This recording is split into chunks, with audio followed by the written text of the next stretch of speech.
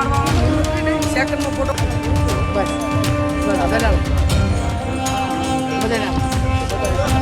ધારાસભ્ય સાહેબ પેડેલો રસી ગઈ આપણા સાઈડો હા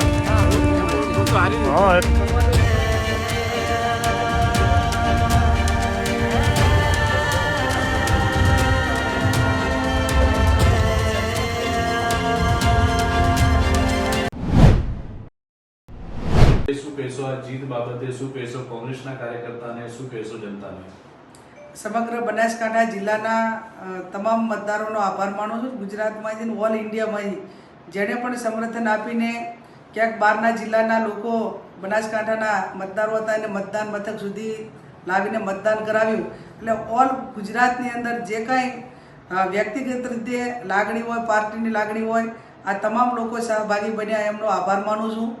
કોંગ્રેસ પાર્ટીને એક જ સંદેશો કે સંગઠનની કામગીરી એ ઝીરો ગ્રાઉન્ડ ઉપર ઘણી જ હું માનું ત્યાં સુધી ભારતીય જનતા પાર્ટીની સરખામણીમાં આપણી સિસ્ટમમાં ક્યાંક ઘણો મોટો અભાવ છે.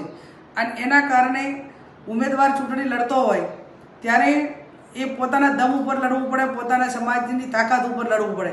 એને બદલે પેરેલલ એ પાર્ટી ચૂંટણી લડતી થશે એ દિવસે હું માનું ત્યાં સુધી કોંગ્રેસ એક મજબૂતાઈથી ચૂંટણી મેદાનમાં જઈ અને જન આશીર્વાદ મેળવશે.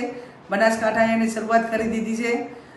ભૂતકાળની અંદર વાવ વિધાનસભા હોય કે બીજા બનાસકાંઠા જિલ્લો કાયમી કોંગ્રેસનો ગઢ રહ્યો છે.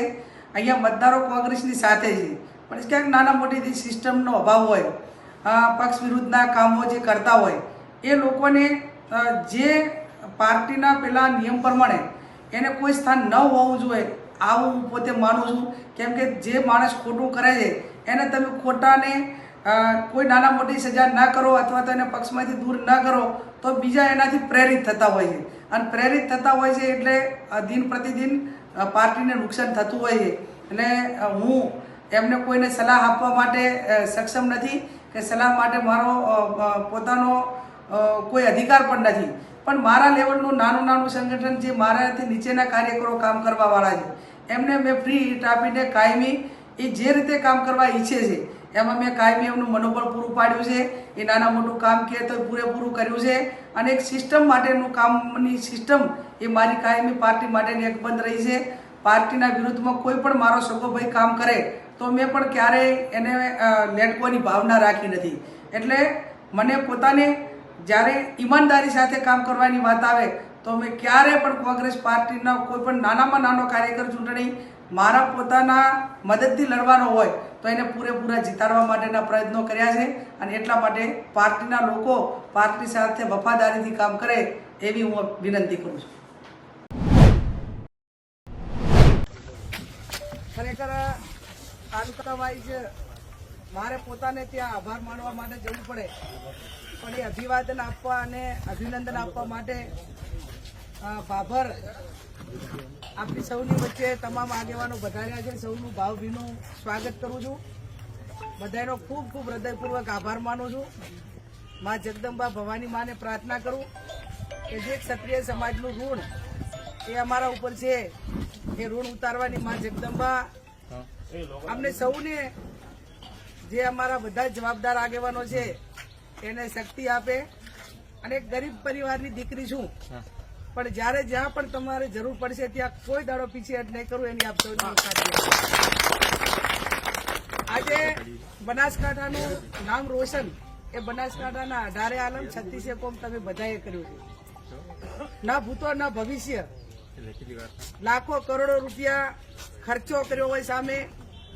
અને ગુજરાતમાં એકમાત્ર સીટ આવે કે જે આપણે કલ્પના બહાર કોઈ કલ્પના કરે તો આજે નેશનલ મીડિયાથી કરીને દિલ્હી સુધી વિદેશમાં આપણા ભારતીયો અને આપણા ગુજરાતીઓ રહે કે આ બનાસકાંઠા જિલ્લો ક્યાં છે અને આ કોણ છે એ હું નથી પણ તમે બધા છો.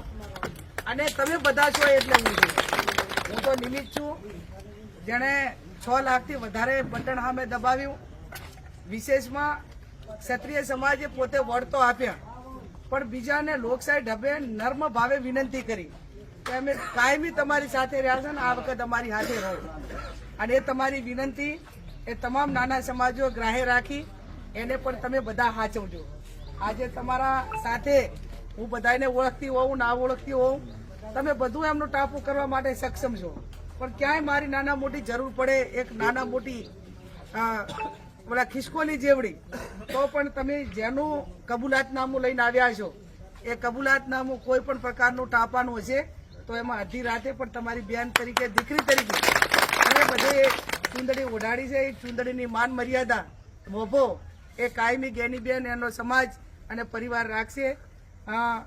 આજે અમને આ સ્ટેજે પહોંચાડીને આખી જિંદગીભર તમારો એક એહસાન ચૂકવવા માટેનો જે અમને મોકો મળ્યો છે.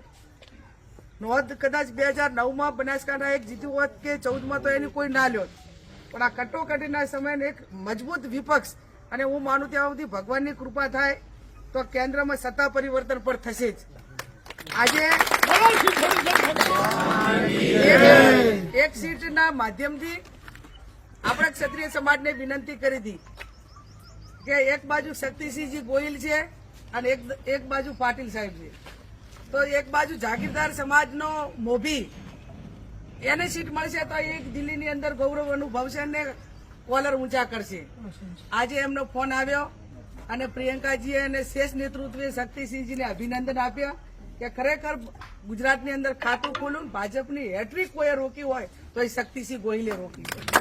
અને એ હેટ્રિક એવી રોકી છે કે આ 2027 માટે ક્ષત્રિય સમાજ હોય, તમામ સમાજ હોય, એનું રાજકીય ભવિષ્ય એ 2027માં બનાસકાંઠાની સીટે નક્કી કર્યું છે.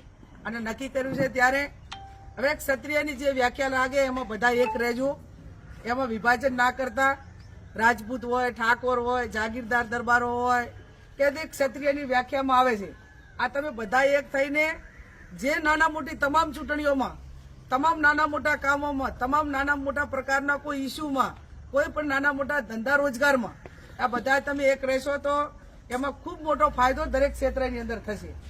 અને આ તમે આ 3-4 સમાજ એક રહો તો આજે ઇતર સમાજ તમારા નેજા હેઠળ કામ કરવા રહેવા માટે તૈયાર છે, પણ આપણે બધા એક ના હોઈએ તો એ બધું વેરવિખેર થઈ જાય છે. તો આવનાર સમયની અંદર નાના મોટા તમામ પ્રકારની અંદર જે ક્ષત્રિય સમાજે જે રીતે એકતા બતાવી એમ રાજપૂત સમાજ હોય, ઠાકોર સમાજ હોય, એ પણ આવનાર સમયની અંદર એને એક તાંતને આ નેજા હેઠળ રાખવા માટેની જરૂર છે. અને એમાં બધા આપણે પરિશ્રમ કરશું તો આજે આટલે આપણે જે દાડે મેદાનમાં ઉતર્યા ત્યારે આવી કલ્પના કરી નતા ઉતર્યા, પણ હિંમતે મરદા તો મદદે ખુદા. આપણને બધાને ખબર હતી કે સામે તમામ પ્રકારના સંસાધનો છે, પણ એ સંસાધનોને સામે પણ આપણે આ પરિણામ લાવવામાં સફળ રહ્યા છીએ. કેટલા પ્રકારના સંસાધનો, આ ભાજપ કોંગ્રેસની ચૂંટણી નથી, આ ચૂંટણી એ દેશના વડાપ્રધાન સામે, બેંક સામે, ડેરી સામે, વહીવટી તંત્ર સામે, તમામ પ્રકારના 2 નંબરના ધંધા કરવા વાળા સામે, એક બાજુ ધનશક્તિ, એક બાજુ જનશક્તિ સામેના સમાજને હળંગ 8 ચૂંટણીઓનો અનુભવ. આટલું બનાસકાંઠા માટે વધારાના પડકાર હતા. ભાજપ કોંગ્રેસ તો હતું જ, પણ એના ઉપર મેં કીધા એટલા વધારે પડકારો હતા. અને આ તમામ પડકારો તમે ઝીલી અને મને ગૌરવભેર એક આ લોકસભાના સભ્ય તરીકે પ્રથમ વખત 62 વર્ષ પછી એક મહિલાને આવડું મોટું ગૌરવ અપાવ્યું હોય, અને એ પણ તમે મામેરું.